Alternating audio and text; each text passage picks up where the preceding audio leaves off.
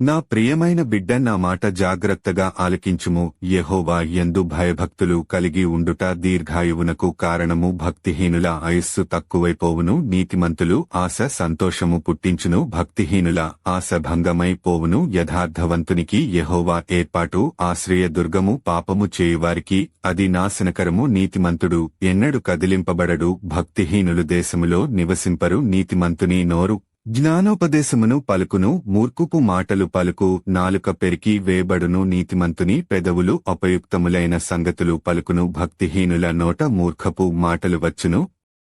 సామెతల గ్రంథము 10వ అధ్యాయము 27 నుంచి 32వ వచనము వరకు. ఆమెన్. నా ప్రియమైన బిడ్డ, నా మాట జాగ్రత్తగా ఆలకించుము. యెహోవా యందు భయభక్తులు కలిగి ఉండుట దీర్ఘాయువునకు కారణము. భక్తిహీనుల ఆయుస్సు తక్కువైపోవును, నీతిమంతులు ఆశ సంతోషము పుట్టించును. భక్తిహీనుల ఆశ భంగమైపోవును. యథార్థవంతునికి యెహోవా ఏర్పాటు ఆశ్రయదుర్గము. పాపము చేయువారికి అది నాశనకరము.